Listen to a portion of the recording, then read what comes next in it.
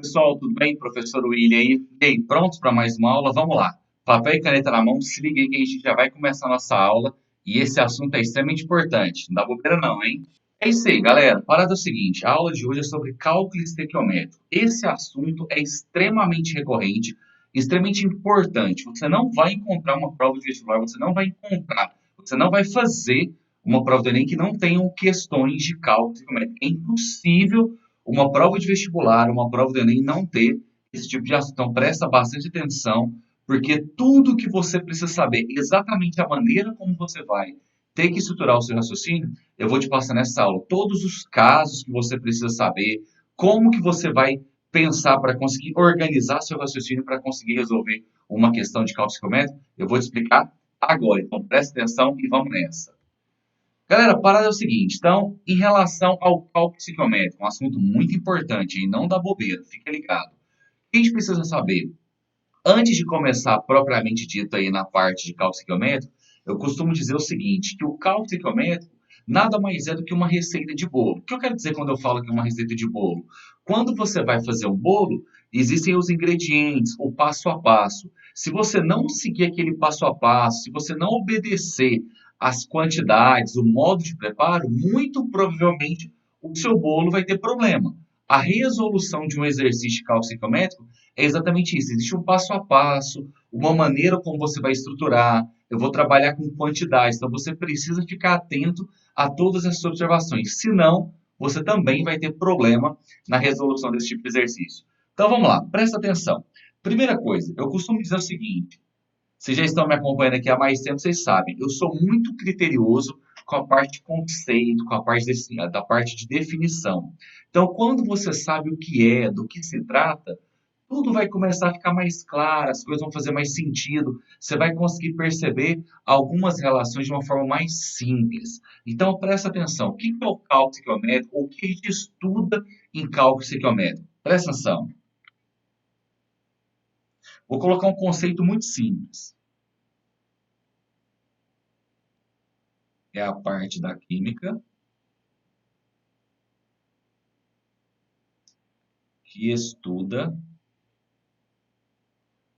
as relações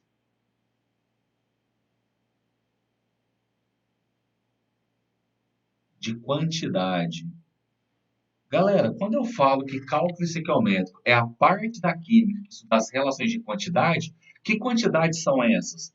Eu posso estar falando da quantidade em massa, eu posso estar falando da quantidade em mol, eu posso estar falando da quantidade em volume. É claro que existem outras quantidades, mas a gente vai trabalhar principalmente aqui dentro do cálculo psicométrico na química, ou com a quantidade em massa, grama ou quilograma, ou com a quantidade em mol, que é a quantidade de matéria, ou a quantidade em volume em se tratando de gás, beleza? Então, o cálculo estequiométrico é a parte da química que estuda as relações de quantidade entre espécies envolvidas em uma reação química. Então, galera, sempre eu vou ter que ter isso aí em mente. Que quando eu for fazer um exercício de cálculo psicométrico, nada mais é do que fazer uma relação entre quantidades. E normalmente essas relações entre as quantidades, eu sempre vou envolver duas reações que estão participando da mesma reação. Então, eu posso relacionar duas substâncias no reagente, duas substâncias no produto, uma no reagente e uma no produto. O fato é, em 99,99% dos casos, eu sempre vou relacionar duas substâncias envolvidas em uma mesma reação. Então, eu sempre vou fazer uma relação, eu vou estabelecer uma relação de quantidade. Ou eu vou relacionar a massa desses envolvidos, ou eu vou relacionar o número de mols desses envolvidos, ou eu vou relacionar o volume. É claro que eu posso relacionar massa com mol, mol com volume, massa com volume, mas sempre vai ser uma relação entre quantidades de duas espécies químicas envolvidas na reação. E quando eu falo relação, na verdade, isso é uma regra de três que eu vou fazer envolvendo as quantidades dessas duas substâncias envolvidas na reação, beleza? Só que para isso, para você conseguir enxergar essa relação, para você conseguir enxergar uma regra de três, porque no final das contas, um cálculo psicométrico é uma regra de três, é uma multiplicação cruzada, é muito importante você ter claro na sua cabeça alguns passos. Então, presta atenção. Vou colocar assim, ó.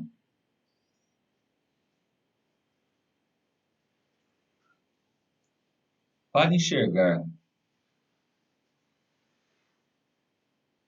as relações entre as substâncias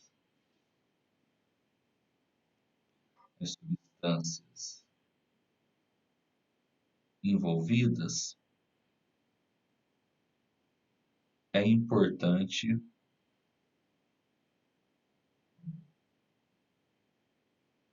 seguir alguns passos. Então, eu vou construir com você exatamente todo o passo a passo, desde a primeira coisa que você vai fazer depois de ler o enunciado da questão, até a multiplicação cruzada, até você chegar, de fato, no resultado final da questão. Então, presta atenção, vamos colocar aqui, ó.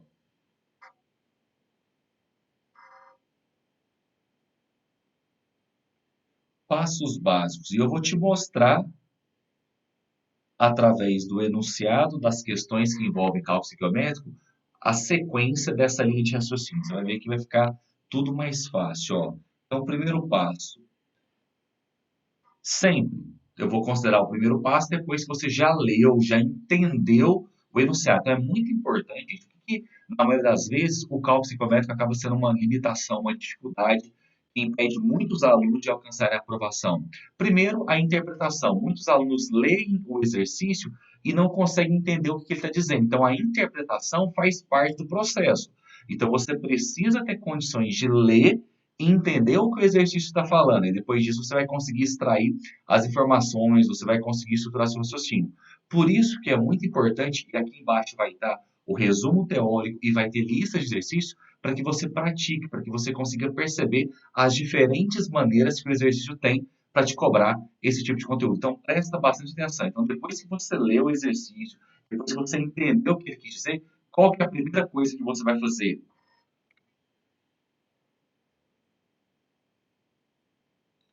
Escrever a reação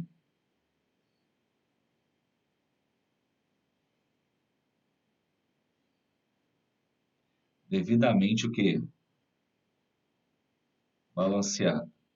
É claro que alguns exercícios ele até vai te dar reação, em outros não. Mas é sempre muito importante, é essencial que você tenha a reação e que ela esteja balanceada. Mas, Willi, o que é balanceada? Você já estudou uma aula comigo. Balancear uma reação significa dizer que a quantidade de átomos de cada elemento no reagente e no produto tem que estar igual. Se essa reação não estiver balanceada, se essas quantidades não estiverem iguais, antes de tudo, você vai ter que primeiro fazer o balanceamento. E você pode fazer, dependendo da reação, o balanceamento por tentativas ou pode fazer o balanceamento por oxidação. Então, tem esses dois métodos que são os mais usados. Aí a gente já viu isso em aulas anteriores. Então, olha sempre. Tenho a reação? Tenho. Vou verificar se ela está balanceada. Se o exercício não me deu, você primeiro vai ter que montar a reação e fazer o balanceamento delas, igualar a quantidade de átomos de cada elemento dos dois lados da equação, beleza?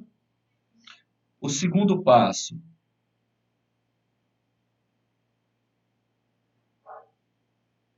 identificar os envolvidos na reação. Por isso que é importante, gente, a interpretação. Você vai ter que ler o enunciado da questão e conseguir perceber nesse enunciado quais são as duas substâncias que o exercício vai pedir para que você. Quer dizer, quais são as duas substâncias envolvidas no problema. Então, você precisa ter condições de, através do enunciado dela, conseguir identificar quais são essas duas substâncias, quais são esses envolvidos na reação. Sempre serão duas substâncias. Depois que você identificou os envolvidos na reação através do enunciado, através da leitura da questão, qual seria o terceiro passo?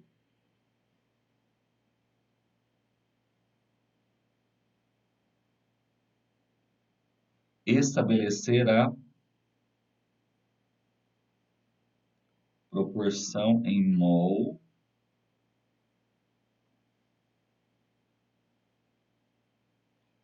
entre os envolvidos. Galera, aí se faz muito importante a reação estar balanceada. De onde eu vou tirar essa proporção em mol? Presta bastante atenção. De onde eu vou tirar essa proporção em mol aqui? Vou colocar aqui na frente, ó. Dos coeficientes estequiométricos. Então, a reação precisa estar balanceada, por quê? Porque os coeficientes estequiométricos, são aqueles números que antecedem as substâncias que eu uso para fazer o balanceamento, é eles que vão me indicar a proporção em mol entre esses envolvidos, beleza? Vamos lá, quarto passo. Depois eu vou te mostrar exatamente como que você vai utilizar esse passo a passo. Então, depois que você leu a questão, vai escrever a reação devidamente balanceada, caso ela não esteja. Você vai identificar quais são as duas substâncias envolvidas no problema e depois você vai estabelecer a proporção em mol entre esses envolvidos. De onde você vai tirar essa proporção? Dos próprios coeficientes, dos números que antecedem cada uma dessas substâncias lá na equação, lá na reação devidamente balanceada, beleza? O próximo passo é transformar a proporção em mol para massa. Vou colocar em parêntese. Quando necessário. Eu vou te mostrar quando que vai ser necessário, tá? Então, o quarto passo é transformar a proporção em mol, que é dada pelos coeficientes estequiométricos, para massa, quando necessário. Mas como que você vai fazer essa transformação? Usando a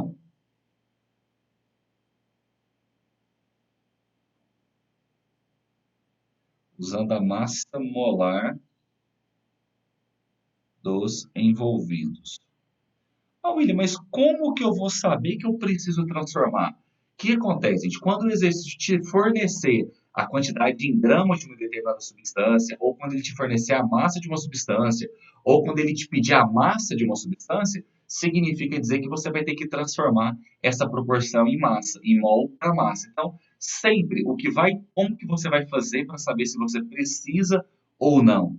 Como que você vai fazer para saber se é necessário ou não transformar essa proporção em mol para massa? Você vai olhar os dados da questão. Se ele te fornecer os dados em massa, ou se ele estiver te pedindo a massa, significa dizer que você vai ter que fazer essa conversão, beleza? Depois que você transformou a proporção em mol para massa, depois que você percebeu que era necessário, o quinto passo,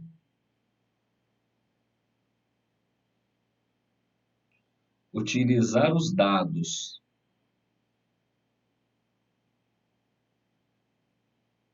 fornecidos no exercício e estabelecer a regra de 3, ou seja, a multiplicação cruzada. Então, depois que você transformou a proporção em mol para massa, quando necessário, você vai colocar os dados que o exercício te forneceu no enunciado e, a partir desses dados que foram fornecidos na questão, você vai estabelecer a regra de 3. Você vai multiplicar cruzado para calcular aquilo que o exercício está solicitando, beleza? Então, basicamente, todo exercício de cálculo estequiométrico, seja ele um caso geral ou um caso mais específico, eu vou te contar quais são esses casos específicos, são sempre esses 5 passos. Se você estruturar o seu raciocínio obedecendo essa linha, esse passo a passo, eu tenho certeza absoluta que você vai conseguir sim resolver um exercício de cálculo estequiométrico. Então, presta atenção, eu vou colocar um exemplo para a gente aplicar esses 5 passinhos básicos. Aí depois eu te apresento quais são os casos especiais de cálculo estequiométrico e o que a gente vai ter que acrescentar, quais são os raciocínios a mais que eu vou ter que fazer quando se tratar de um exercício de cálculo estequiométrico que envolvem casos especiais, beleza? Então vamos nessa. Olha só, exemplo.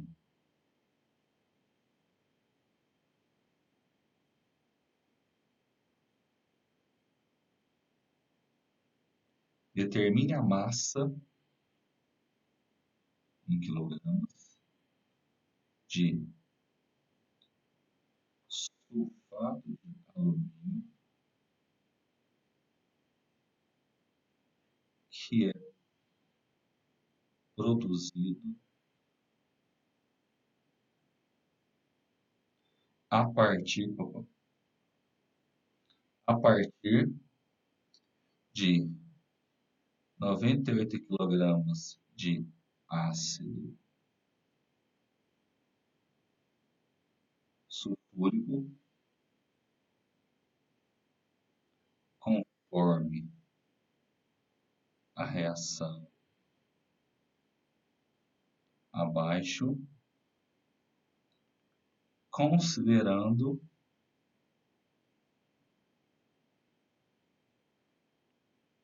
um rendimento de 100%. Então, galera, primeiro detalhe importante, tá? Vou só colocar aqui, dados. Hidrogênio 1, o enxofre 32, o O 16, alumínio 27.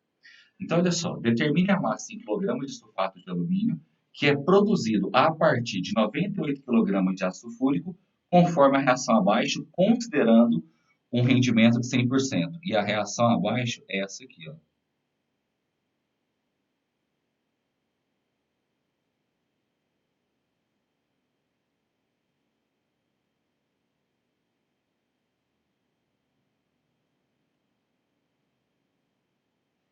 Beleza, esse é o enunciado da questão. Determine a massa em quilogramas de sulfato de alumínio que é produzida a partir de 98 kg de ácido sulfúrico, conforme a reação abaixo, considerando um rendimento de 100%.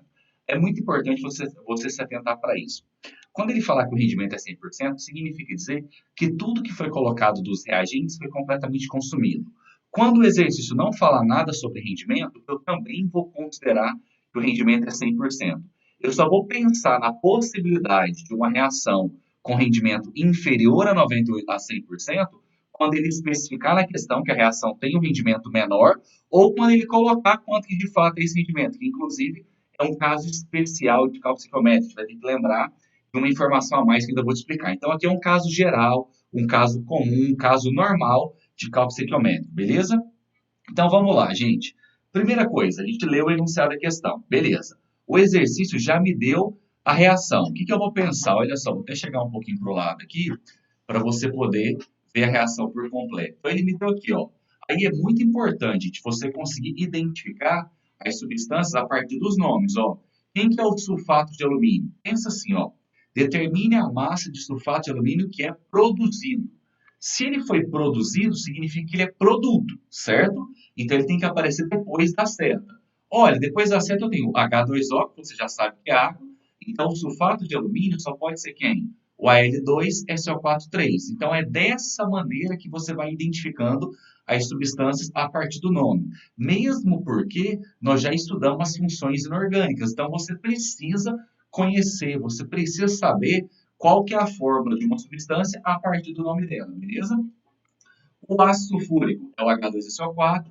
Então, para eu produzir o sulfato de alumínio a partir do ácido sulfúrico, ele tem que reagir com o AlOH3, que é o hidróxido de alumínio, fechado?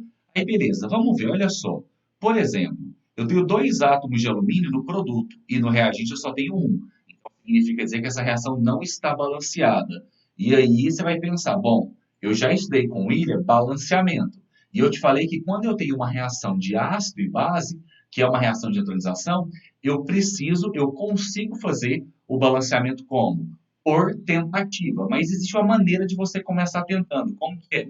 Eu já te contei isso, ó. Pega o número de hidrogênios da fórmula do ácido e coloca na frente da fórmula da base, beleza? Pega o número de hidroxilas da base e coloca na frente do ácido, beleza? Depois, o que você vai fazer? O coeficiente do sal é sempre 1. O coeficiente da água sempre vai ser o resultado ou dessa multiplicação, que indica a quantidade total de H+, ou essa multiplicação aqui, a quantidade de OH-, vai dar na mesma. Então, 2 vezes 3, 6. Então, aqui, 6. Beleza? Aí, para você ter certeza que o seu balanceamento está certo, confere os oxigênios do reagente com o do produto. Você vai perceber que se a quantidade de oxigênio bateu, o balanceamento está certo. Olha só, no reagente eu tenho 12 átomos de oxigênio mais 6. 12 mais 6 dá 18. Aqui eu tenho 12 mais 6, 18. A quantidade bateu, o balanceamento está certo, tá? Então, se porventura você tiver dúvida ainda no balanceamento, volta lá na nossa aula sobre balanceamento de equações, método de tentativa, método de oxi-redução, que você vai conseguir entender de forma bem tranquila. Mas eu tenho certeza que você assistiu essa aula, você fez os exercícios, então você vai conseguir, beleza?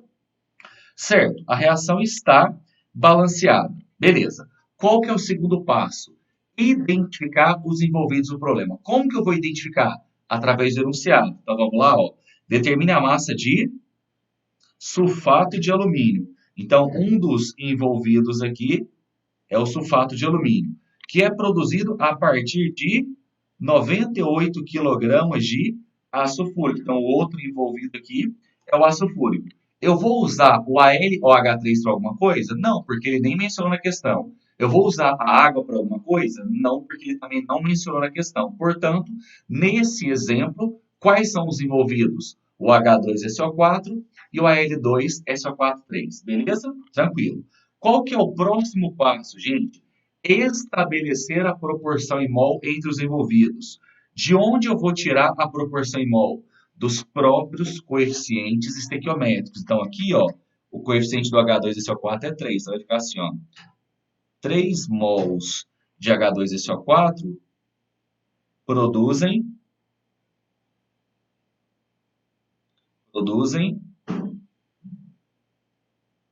1 mol de Al2SO4,3. Então, simplesmente a proporção que eu vou estabelecer é só eu copiar os coeficientes estequiométricos, beleza? O próximo passo, eu vou transformar a proporção em mol para massa quando necessário. Aí vamos lá. Como que eu vou saber se é necessário ou não? Volta no enunciado da questão. Vamos voltar um pouquinho. O que ele quer saber, gente?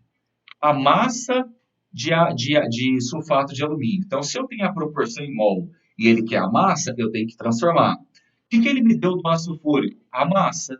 Então, nos dois casos, de um ele me deu a massa, do outro ele quer a massa. Então, significa dizer que eu preciso transformar a proporção em mol para massa. Aí, sempre que eu tiver que transformar a proporção em mol para massa, eu preciso das massas molares. Aí você pode ir lá no cantinho, no seu rascunho, o ácido sulfúrico, a massa molar dele é 98 gramas por mol. Vou colocar mais para o cantinho aqui, ó. O ácido sulfúrico, a massa molar dele, vou colocar aqui em cima, ó. É 98 gramas por mol. Do sulfato de alumínio, 342 gramas por mol. Então, se a massa molar é sempre a massa em gramas para cada mol, aqui vai ficar assim, ó, 3 vezes 98 gramas. Então, essa massa é a massa correspondente a 3 mols de ácido sulfúrico. E 1 mol de sulfato de alumínio corresponde a 342 gramas. Então, essa massa de ácido sulfúrico produz 342 gramas de sulfato de alumínio, beleza? Agora, o próximo passo, eu vou colocar o dado que o exercício me deu e vou estabelecer uma regra de 3 para calcular o que ele está me pedindo. O que ele me deu? 98 quilogramas de ácido sulfúrico. Então, embaixo de ácido sulfúrico, eu coloco 98 quilogramas. Aí, o que eu vou calcular? É a massa de sulfato de alumínio. Então, o que eu vou descobrir é o X. Então, o X tem que ficar debaixo de ácido sulfúrico. Aí você pode pensar assim, olha, mas em cima você colocou em gramas e embaixo você colocou em quilograma. Não tem problema. O que você precisa se preocupar é, se a massa de ácido sulfúrico que eu coloquei na primeira linha está em gramas, a massa que eu relacionei com ele, que é a massa de sulfato de alumínio, também tem que estar em grama. Embaixo eu coloquei quilograma, é porque o resultado que eu vou encontrar também vai ter em quilograma. Então, na mesma linha horizontal, eu preciso ter as quantidades nas mesmas unidades. Na mesma linha vertical, um pode estar em grama, o outro pode estar em quilograma. Aí eu vou achar a resposta em quilograma. Aí, multiplicando cruzado, aqui fica assim, ó, x é igual a 98 vezes 342 dividido por 3 vezes 98. Corto 98 com 98, o x vai dar quanto?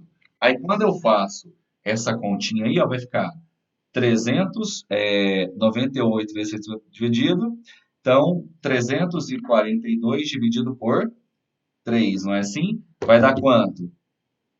114. 114 o quê? Quilogramas. De quem? De Al2,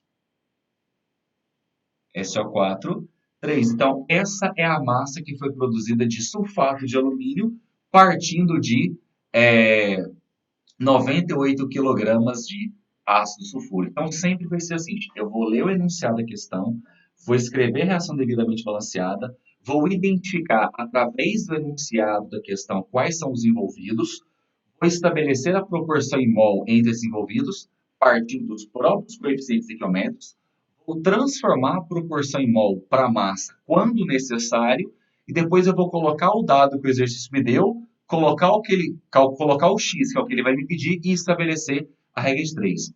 Esses são os 5 passos que você vai usar para qualquer exercício relacionado com cálculo estequiométrico, para qualquer caso geral, beleza? Aí nas próximas aulas eu vou te explicar os casos especiais. Hoje eu vou mencionar com vocês aqui, ó, vou colocar até como uma observação. OBS. Casos especiais. Esses casos especiais significa dizer que eu vou ter que seguir esses 5 passos, mas eu vou ter que pensar em alguma coisa a mais. Eu vou acrescentar mais alguns passos ou mais algum raciocínio que você vai ter que agregar a esses 5 passos. Quais seriam esses 5 passos? Primeiro, a gente vai ter reações com rendimento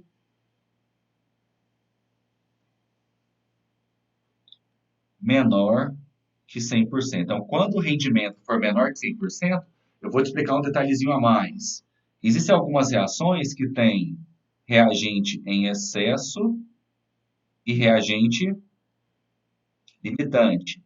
Aí eu vou te explicar como é que você vai ter que pensar. Você vai seguir essas regrinhas e eu vou acrescentar mais algumas coisas. Existem reações que contêm impurezas. Aí eu vou te explicar. Existem algumas reações que envolvem, por exemplo, gases. Quando eu falo que envolve gás, é porque eu vou ter que trabalhar com volume. Eu vou te passar uma ideia bem bacana para você nunca errar. E por fim, existem alguns exercícios, poucos exercícios de cálculo estequiométrico, que envolvem reações sucessivas. Aí eu vou te mostrar quais são ou qual que é a ideia que você vai ter que usar quando você tiver que fazer esse tipo de exercício. Então, galera, presta bastante atenção. Tudo que você precisa saber dos casos gerais é exatamente isso. Todo exercício que vai aparecer no Enem, que vai aparecer no seu vestibular, de cálculo estequiométrico, que é um caso geral, se você seguir esses 5 passinhos básicos, eu tenho certeza absoluta, se você não errar na matemática, você vai conseguir sim resolver, chegar no resultado correto. Agora, quando o exercício de cálculo estequiométrico envolver algum caso especial, que são reações com rendimento menor que 100%, quando tiver impureza, excesso limitante ou reações sucessivas, cada um desses casos eu vou te explicar em aula separada. Então, na próxima aula, eu vou te contar esse primeiro caso especial. Como que você vai ter que raciocinar, ou qual que é o passo a mais que você vai ter que usar, beleza? Então, fique ligado, eu te espero na próxima aula. Grande abraço e valeu!